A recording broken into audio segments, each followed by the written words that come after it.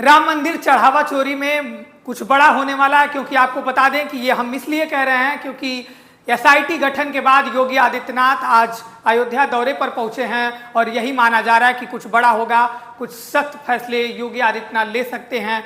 क्योंकि एक तरफ जहां एसआईटी का गठन हो गया था, एसआईटी का आज 5वां दिन है और लगातार तफ्तीश जारी है। एसआईटी लगातार जांच कर रही है। आपको बता दें कि करीब 250 लोग एसआईटी के रडार पर हैं और पूरी जांच पड़ताल हो रही है। क्या आपको ये पता है कि एसआईटी की जांच आखिर किस किस पर गिरेगी गाज? योगी आदित्यनाथ अब पहुंचे हैं, देखना ये रहता है कि इस पूरे मामले पर क्या होता है। आज हम इसी पर बात करेंगे कि चढ़ावा चोरी विवाद में एसआईटी की जो जांच है आखिर किस किस पर गाज गिरती दिखाई दे रही है। पूरे मामले को हम समझाएंगे आपको विस्तार से। आइए समझिए। एसआईटी का गठन 13 तारीख को हुआ था और 13 के बाद जानिए कौन कौन से एसआईटी के वो अधिकारी हैं जो इस पूरे मामले को जांच कर रहे हैं। ये अधिकारियों को हम आपको बताएं तो ये पहले अधिकारी हैं विजय विश्वास पंत, आईएएस हैं, लखनऊ रेंज के कमिश्नर हैं। और दूसरे अधिकारी हैं किरण शिव कुमार आईजी रेंज लखनऊ हैं। और नील रतन कुमार ये अकाउंट एंड फाइनेंस जो UP finance and account service के विशेष वित्त सचिव हैं। ये सीनियर मोस्ट अफसर हैं, ये जांच कर रहे हैं, लगातार इनकी जांच जारी है। और बताया जा रहा है कि 250 से अधिक कर्मचारी जिन्होंने हेर फेर के मामले में पूछताछ एसआईटी लगातार कर रही है, वहीं कई बड़े नाम भी सामने निकल कर आ रहे हैं जिनसे लगातार पूछताछ जारी है। इसी बीच योगी आदित्यनाथ अब पहुंच गए हैं वहां। देखना ये रहता है कि क्या इस पूरे मामले पर योगी आदित्यनाथ कोई फैसला लेते हैं। लेकिन अगर हम आपको समझाएं ये पूरा मामला, तो कब इसकी शुरुआत हुई, कब आरोप लगे और आरोप के बाद अब क्या कहां तक ये जांच पहुंची है, अब क्या पूरे मामले पर हो रहा है, पूरी टाइमलाइन आपको समझाएंगे विस्तार से। आपको हम ये भी बताएंगे कि आरोप किसने लगाया और जांच किसके आरोप पर हो रही है। समझिए पूरी टाइमलाइन। 7 जून से और आज 19 जून हो गया, ये 19 सही करते हैं, 19 जून हो गया और जांच अभी तक जारी है। 7 जून को आपको बता दें हम कि पूर्व मंत्री पवन पांडे, जो सपा के पूर्व मंत्री हैं, पवन पांडे ने राम मंदिर के चढ़ावे में 5 से 7 करोड़ रुपए की चोरी यानी हेर फेर का आरोप लगाया। पवन पांडे यही हैं जिन्होंने ये हेर फेर का आरोप लगाया, यही पवन पांडे हैं। उसके बाद अखिलेश यादव ने भी मुद्दा उठाया। आईआईटी की जगह एसआईटी बन रही है, ये बात अखिलेश यादव ने कहा कि आईआईटी के जगह यूपी में अब एसआईटी बन रही है। एसआईटी यानी जहां आईआईटी बनना चाहिए, एम्स बनना चाहिए, वहां एसआईटी की जांच हो रही है। इस पूरे मामले पर राजनीतिक प्रतिक्रियाएं आई और अखिलेश यादव ने ये सरकार पर आरोप लगाया गंभीर। तो वहीं 9 जून को, जब 9 जून को आप देखेंगे तो पूरा स्थिति सामने निकल कर आया। भाजपा के नेता रजनीश सिंह, ये रजनीश सिंह हैं, भाजपा के अयोध्या से नेता हैं और ये प्रधानमंत्री को पत्र लिखते हैं और सीबीआई जांच की मांग कर डालते हैं।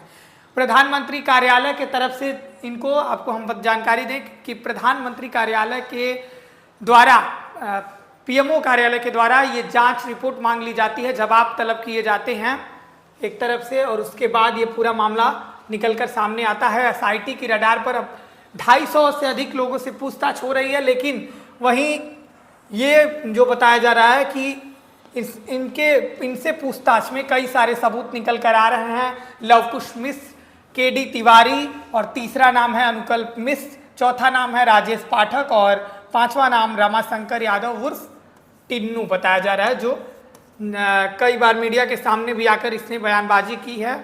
और यही वो रमाशंकर यादव, यही टिन्नू है जिसने मीडिया के सामने भी आकर कई सारी बयानबाजियां की।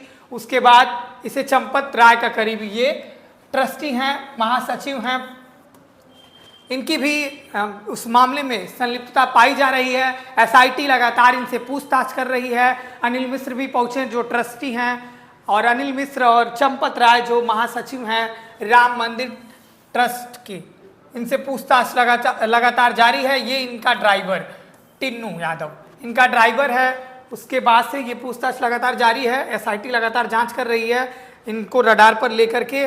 चंपत राय के करीबी बताए जाने वाले टिन्नू यादव, जो रमाशंकर यादव, आय से अधिक संपत्ति अर्जित करने का आरोप है।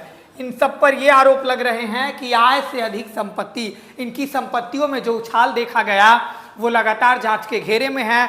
एसआईटी लगातार इस एंगल से भी अब जांच करेगी। वहीं आपको बता दें कि कैमरों की जो रिकॉर्डिंग थी उससे लगातार ये जांच में सामने निकल कर आ रहा है कि कैमरे की रिकॉर्डिंग को डिलीट कर दिया गया, कई बार, एक बार नहीं कई बार डिलीट किया गया। अब एसआईटी लगातार उसकी रीडिंग को बताया जा रहा है कि अब दिल्ली के प्रयोगशाला में भेजकर उसे नए सिरे से जांच कराया जाएगा कि आखिर कितनी बार सीसीटीवी रिकॉर्डिंग को डिलीट किया गया है।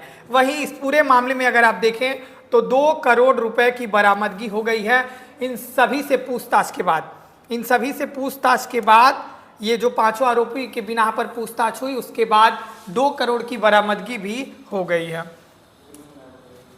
अगर आप देखें तो इस पूरे मामले पर प्रतिक्रियाएं भी आ रही हैं। एक तरफ समाजवादी पार्टी के नेता घेर रहे हैं तो वहीं भारतीय जनता पार्टी के नेता भी खुलकर इस पर बोल रहे हैं।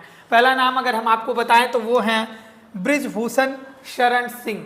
इनको आप जानते ही होंगे, भाजपा के फायरब्रांड नेता हैं, खुलकर बोलते हैं, विवादों में भी रहते हैं। बृजभूषण शरण सिंह ने क्या कहा? बृजभूषण शरण सिंह ने कहा कि ट्रस्ट से जुड़े लोगों ने बड़ा झटका दिया है। जिस तरह के दस्तावेज सामने निकल कर आ रहे हैं उनसे सवाल खड़े होना स्वाभाविक है। इस मामले को हल्के में नहीं लिया जा सकता। कहा जाता है कि बिना आग के धुआं नहीं उठता है। तो बृजभूषण शरण सिंह अपनी ही पार्टी को घेर रहे हैं। एक तरफ से वो कह रहे हैं कि बिना आग के धुआं नहीं उठता, यानी बिना किसी मामले को लेकर के आरोप नहीं लगते हैं। उसी बात को अगर आप देखें तो 13 तारीख को उत्तर प्रदेश की सरकार ने एसआईटी गठन की। एसआईटी ने 16 तारीख को अपनी जांच स्टार्ट कर दी है और अब जांच लगातार चल रही है। आज 5वां दिन है जांच का, लेकिन जांच आज भी लगातार जारी है। इसी बीच अयोध्या पहुंच गए हैं उत्तर प्रदेश के मुख्यमंत्री योगी आदित्यनाथ। अब देखना ये रहता है कि इन अधिकारियों की जांच की रिपोर्ट के माध्यम से क्या कोई बड़ी कार्रवाई होने वाली है, क्योंकि चंपत राय, एक खबर ये भी आई, ये चंपत राय हैं, महासचिव हैं मंदिर ट्रस्ट के, और अधिकारियों ने पहले ही दिशा निर्देश जारी कर दिए कि जब योगी आदित्यनाथ पहुंच रहे हैं आज अयोध्या राम मंदिर, तो चंपत राय को मुख्यमंत्री के कार्यक्रम से दूर रहने का भी निर्देश दिया गया है। ये अपने आप में ही एक बड़ा सवाल खड़े करता है कि आखिरकार जब इस तरीके की बातें निकल कर आती है, खुद जब योगी सरकार एसआईटी का गठन करती है, तो जाहिर तौर पे ये बात है कि कहीं ना कहीं इस मामले में कोई गड़बड़ी या हेर फेर जरूर हुई है।